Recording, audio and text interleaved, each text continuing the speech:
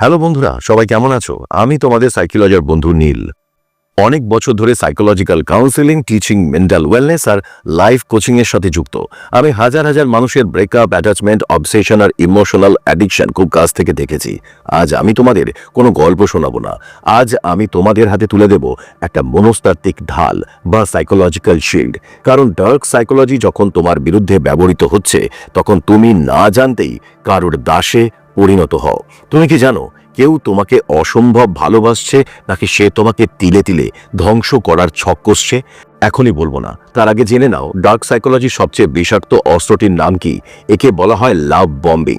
কল্পনা করো কেউ একজন হঠাৎ তোমার জীবনে এসে তোমাকে প্রশংসার জোয়ারে ভাসিয়ে দিচ্ছে। তুমি ভাবছো তুমি তোমার রাজকুমার বা রাজকুমারীকে খুঁজে পেয়েছো, কিন্তু এর আড়ালে লুকিয়ে আছে এক অন্ধকার শিকারী। লাভ বম্বিং এর রহস্য: শিকারী প্রথমে তোমাকে ইমোশনালি হাইজ্যাক করে।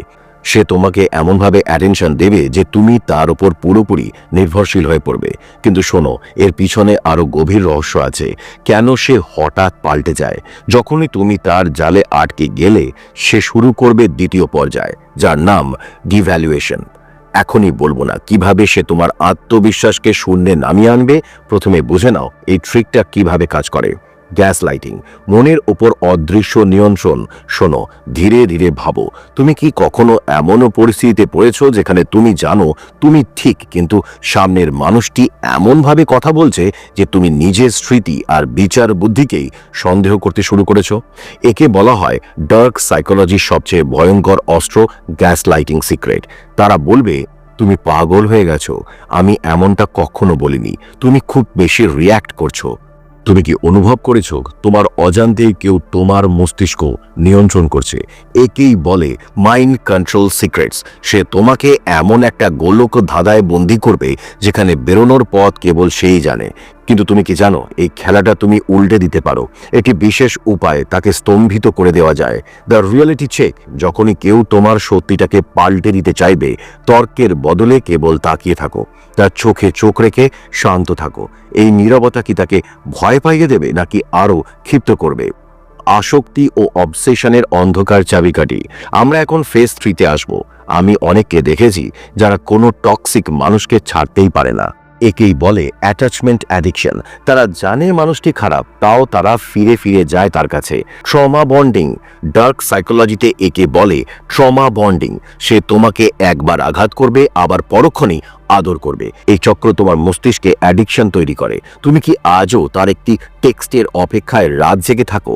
শোনো, এর পিছনে লুকিয়ে আছে ইন্টারমিটেন্ট রিইনফোর্সমেন্ট। এখনই বলবো না এই আসক্তি কিভাবে ভাঙতে হয়। আগে কল্পনা করো, যদি তুমি তার এই ইমোশনাল গেমের ওপর কোনো প্রতিক্রিয়া না দাও, তবে কি হবে? The narcissist mirror. তারা চায় তোমার প্রতিক্রিয়া, তোমার চোখের জল তাদের শক্তি। ডার্ক সাইকোলজি বলছে তুমি যখন আয়নার মতো হয়ে যাও, তারা তাদের নিজেদের কদর্য চেহারা দেখে ভয় পায়। ফেজ 4, ব্রেকআপের পর অনেক সময় পার্টনাররা ফিরে আসে। একে ডার্ক সাইকোলজিতে বলা হয় হুভারিং, অর্থাৎ ভ্যাকিউম ক্লিনারের মতো তোমাকে আবার সেই পুরনো নরকে টেনে নেওয়া। The হুভারিং trap. সে বলবে আমি পাল্টে গেছি, বা তোমাকে ছাড়া আমি থাকতে পারবো না। কিন্তু শোনো, বাঘ কখনো ঘাস খায় না।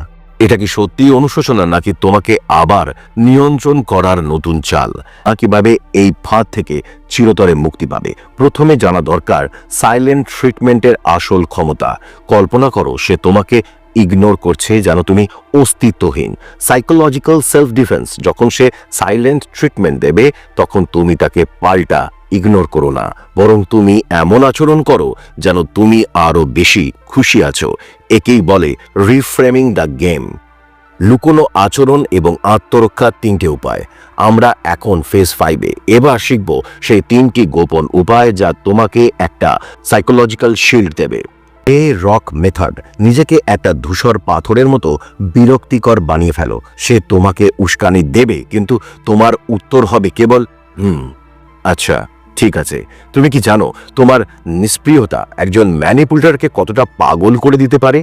ডার্ক সাইকোলজি ট্রিক্স বলছে ম্যানিপুলেটররা ড্রামা পছন্দ করে। যখন তুমি ড্রামা দেবে না, তারা ক্লান্ত হয়ে অন্য শিকার খুঁজতে চলে যায়। কিন্তু সাবধান, এরপরেই সে তার শেষ চালটি চালবে। ইমোশনাল ডিকাপলিং, নিজের আবেগকে তার আচরণ থেকে আলাদা করে নাও। সে যাই করুক মনে মনে বলো, এটা তার সমস্যা, আমার নয়। অ্যাডভান্সড মাইন্ড কন্ট্রোল ও চূড়ান্ত মুক্তি, আমরা আমাদের সফরের একদম শেষ পর্যায়ে। ফেজ 6, আজ তুমি জেনে গেছো ডার্ক সাইকোলজির অন্ধকার রহস্য। টার্নিং দ্য টেবলস, ম্যানিপুলেটরকে হারানোর সেরা উপায় হলো নিজেকে এত সফল এবং সুখী করে তোলো যে সে যেন তোমার নাগাল না পায়। একে বলা হয় দ্য আলটিমেট রিভেঞ্জ সাকসেস। তুমি কি তৈরি তোমার জীবনের রিমোট কন্ট্রোল নিজের হাতে ফেরত নিতে? আজ থেকে তুমি আর শিকার নও, তুমি একজন যোদ্ধা। মনে রেখো, জ্ঞানই হলো সবচেয়ে বড় বর্ম। এখন আমি তোমাকে বলবো সেই আলটিমেট সিক্রেটটা যা কেউ তোমাকে বলবে না।